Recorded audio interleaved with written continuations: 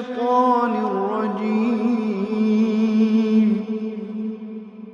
بسم الله الرحمن الرحيم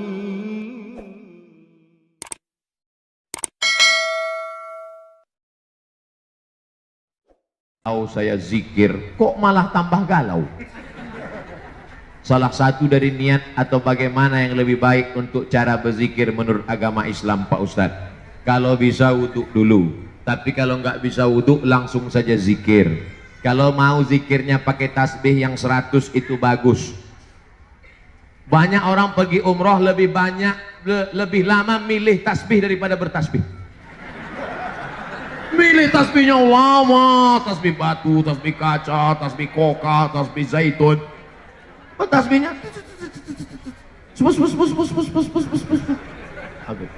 beli tasbih 100 pergi umroh, pas pulang satu pun nggak ada yang disimpan, semuanya dikasih ke orang, tinggal punya dia 2, itu pun digantung di kaca spion mobil. Itu alat tasbih itu supaya tasbih kita teratur, dihitung 100 terserah, tapi saya lebih banyak bersolawat. Bersolawat. Allahumma sholli ala sayyidina Muhammad wa ala ali sayyidina Muhammad. Allahumma sholli ala sayyidina Muhammad wa ala ali sayyidina Muhammad. Allahumma sholli ala sayyidina Muhammad wa ala ali Muhammad. Mulut menyebut, hati mengingat, sikap mengagungkan. 3 caranya.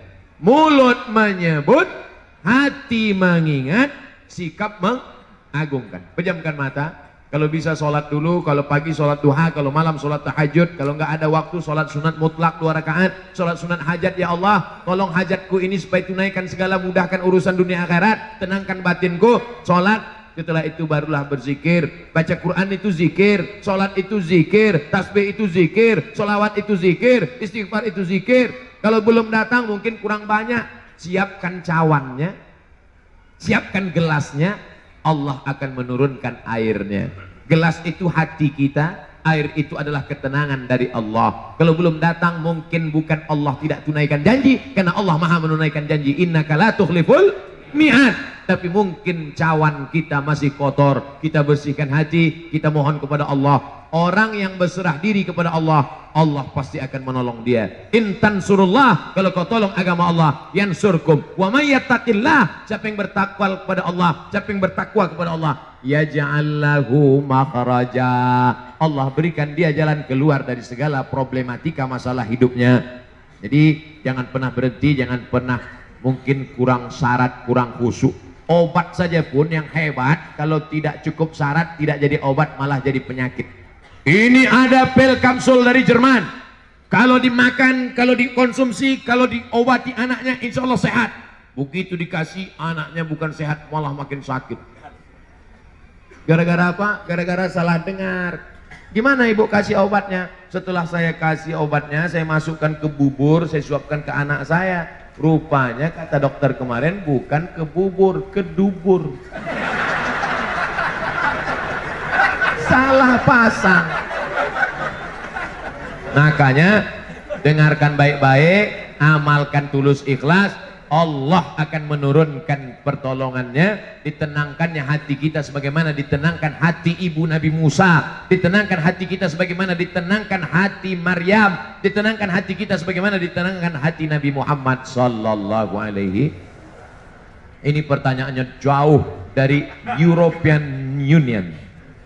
Assalamualaikum warahmatullahi wabarakatuh. Waalaikumsalam. Semoga Ustadz Somad senantiasa dalam ridho Allah, amin. Pertanyaan saya terkait dengan istilah aswaja, ahlus sunnah wal jamaah. Insya Allah Pak Ustadz bisa memberikan penjelasan dari arti makna latar belakang aswaja. Apa benar apabila ditelaah bahwa aswaja memiliki garis keturunan langsung dari Rasulullah? Bagaimana kita tahu keaslian daripada ulama-ulama yang mengatakan mereka adalah habaib? Saya hadir di Hotel Crown. Ketika itu 2 tahun yang lalu datang Habib Umar bin Hafiz, hafizahullah wasaddadaqutah. Jadi di Jakarta ini ada namanya Persatuan Ahlul Bait Keturunan Nabi Muhammad sallallahu alaihi wasallam. Nama ketuanya Habib Zain Ibnu Sumaid, hafizahullah. Habib Zain Ibnu Sumaid. Dulu saya dikasih kartunya saya simpan di dompet, dompetnya tinggal pula. Nah, nanti yang ngaku-ngaku habaib dicek di sana. Kata Habib Zain bin Sumaid, kami bisa ngecek dia habib asli atau habib palsu dari 4 nama. Abdul Somad bin Bakhtiar bin Yahya bin Ahmad Shah. Dari 4 nama ini nanti dicek bisa ketahuan. Wah, ini Abdul Somad bukan keturunan Nabi Muhammad. Jadi keturunan Nabi Adam. Bisa dicek. Jadi nanti kalau ada orang ngaku, itu pasti ada silsilah nasab dia. Al-Haddad, Al-Shihab, Al-Jifri, Al-Sakaf, Habib Salim As-Sagaf Al-Jufri, Habib Rizik Syihab, Habib Fulan. Ini ada silsilah nasabnya sampai kepada Sayyidina Ali, sampai kepada Sayyidina Al-Husain, Husain anak Sayyidatuna Fatimah, Fatimah anak Sayyidina Muhammad sallallahu alaihi wasallam.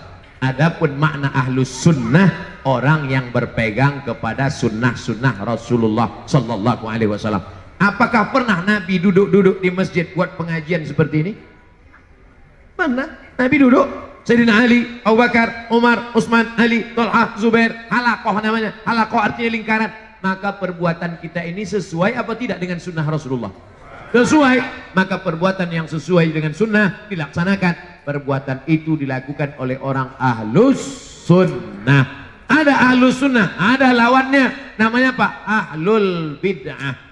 Perbuatan yang tidak dilakukan oleh Nabi Muhammad SAW, memisahkan antara laki-laki dan perempuan. Sunnah apa bid'ah?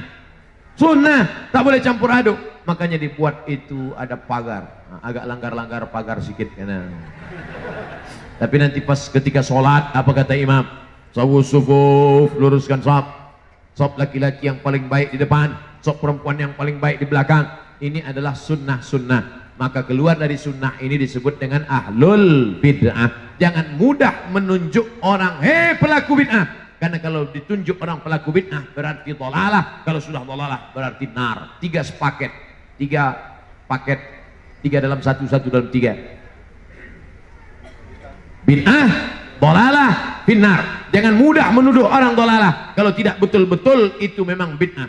Karena ketika kau tunjuk saudaramu, hei pelaku bid'ah, berarti sudah mengeluarkan dia dari ahlus sunnah. Kita ini insya Allah tetap sampai mati dalam ahlus sunnah wal jamaah. Bagi seorang muslim belum bisa diakikah karena belum sanggup, apa boleh ketika sanggup kemudian dia akikah di hari tuanya? Bacalah buku Abdul Somad 37 masalah populer. Bisa sudah saya tulis itu di dalam blog www.somadmorocco.blogspot.com. Kita tes ya. Ini enaknya kalau punya ustadz milenial. Tulis ya, www.somadmorocco, SOMADMOROCCO, tempat saya kuliah dulu, blogspot.com, enter. Dapat blognya kan? Bilang aja dapat. Itu dia blog Abdul Somad. Udah dapat? Di situ banyak tentang masalah berbagai macam masalah ada di situ. Termasuklah masalah akikah. Sudah saya tulis puluhan tahun yang lalu blog ini.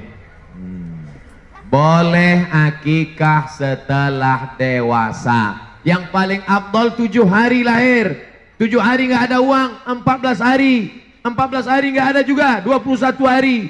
21 nggak ada juga. Gak usah tengok kalender lagi. Tahun, 2 tahun, 5 tahun, 4 tahun. Ibu, bapak yang sekarang umur 40 tahun belum akikah, pulang dari sini cari kambing. www.kambing.com. Beli kambing, nanti malam buat akikah. Tapi akikah saja, jangan minta ayun pakai marhaban. Akikah saja, rambutnya nggak perlu digundul lagi. Akikah saja, nama nggak perlu diganti, payah ganti paspor. Bolehkah akikah setelah dewasa? Boleh. Lihat dalil-dalilnya udah saya tuliskan. Nah ini boleh akikah, silakan. Bapak ibu yang belum akikah, silakan akikah. Apa hukum akikah? Tidak wajib, sunnat muakkad. Kullu mauludin, setiap anak yang lahir, murtahanun bi aqiqatihi, tergadai dengan akikahnya. Bagaimana cara menebus anak yang tergadai? Tuzbahu anhu yauma sabihi, sembelih kambing hari ke-7. Yuhlaku, cukur rambutnya. Wa yusamma, kasih nama yang baik. Rambut dia di dalam tadi bercampur dengan darah najis kotor, bersihkan, gundulkan kepalanya. Kasih nama yang baik. Nama yang baik, nama yang bagaimana? Nama yang dinisbatkan kepada Allah. Abdullah, Abdurrahman, Abdurrahim, Abdul Somad, Abdul Latif.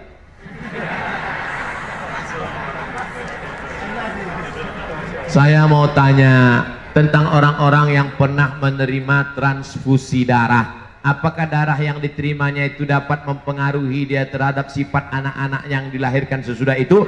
Menurut fatwa ulama Al-Azhar Mesir tempat saya kuliah, transfusi darah dari darah siapapun boleh selama darah manusia. Jangan darah ular sawah.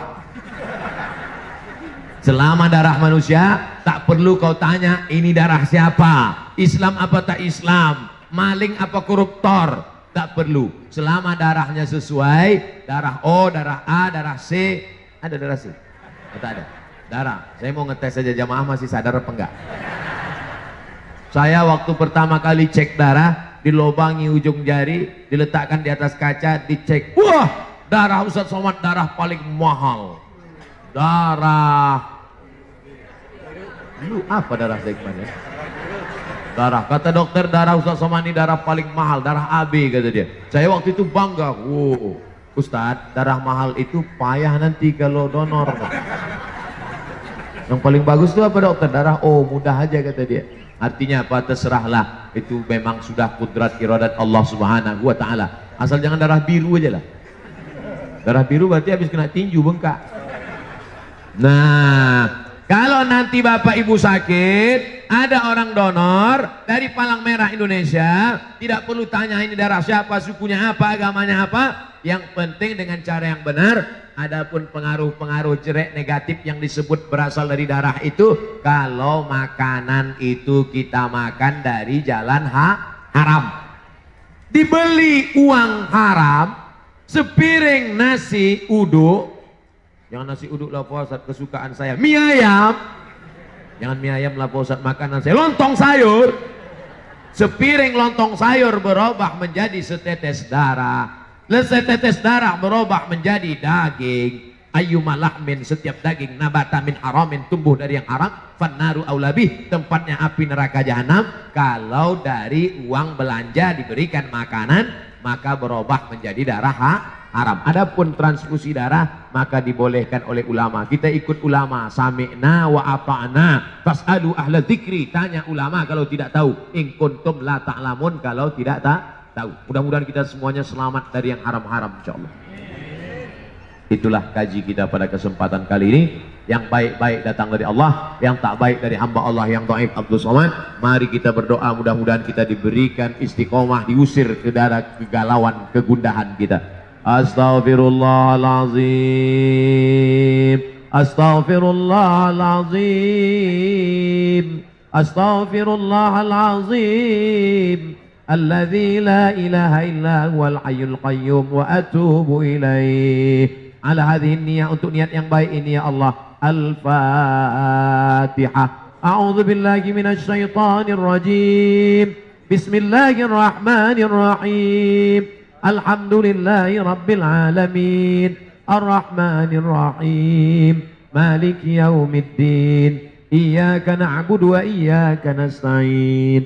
Ihdinas siratal mustaqim. Siratal ladzina an'amta 'alaihim ghairil maghdubi 'alaihim waladdallin. Amin. Supaya doa kita dikabulkan Allah, berselawat, karena satu-satunya jalan menuju Allah melalui Nabi Muhammad SAW. Allahumma salli ala sayyidina Muhammad wa ala ali sayyidina Muhammad. A'udzu billahi minasy syaithanir rajim. Bismillahirrahmanirrahim. Alhamdulillahi rabbil alamin. Wassalatu wassalamu ala asyrafil anbiya'i wal mursalin wa ala alihi wa sahbihi ajma'in. Ya muqallibal qulub, wahai engkau yang membolak-balikkan hati, tsabbit qulubana, kokohkan hati kami ya Allah, ala dinik, dalam agamamu ya Allah, wa ala ta'atik, dalam ketaatanmu ya Allah. Allahumma arhamna bil Qur'an, turunkan rahmatmu kepada kami dengan kemuliaan Al-Quran.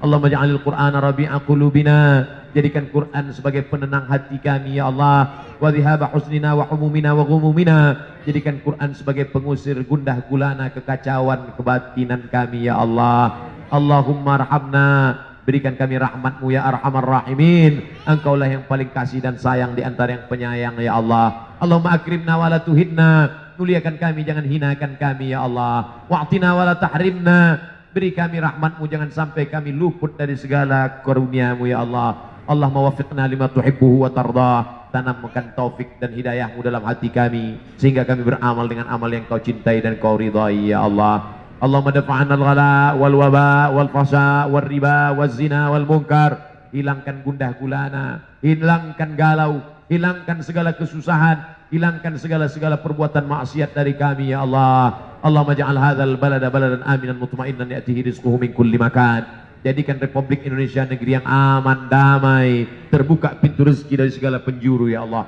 Allahumma barik lana fi amwalina, berikan berkah pada harta kami supaya kami bisa membangun masjid, bisa berinfak, berwakaf dan bersedekah ya Allah.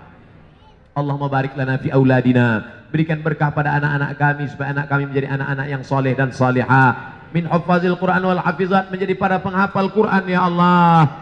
Jauhkan anak kami dari narkoba, jauhkan anak kami dari LGBT, jauhkan anak kami dari pergaulan bebas, jauhkan mereka dari segala kesengsaraan dunia dan akhirat ya Allah. Rabbana fir lana dzunubana, ampunkan dosa kami, wali abaina, ayah kami melepuh kulitnya untuk menyekolahkan kami, wali ummahatina, emak kami yang sudah mengandung 9 bulan 10 hari, meregang nyawa melahirkan kami, tak dapat kami balas budi baiknya ya Allah. Kalau emak kami masih hidup maka panjangkan umurnya, kalau sudah meninggal dunia maka lapangkan kuburnya.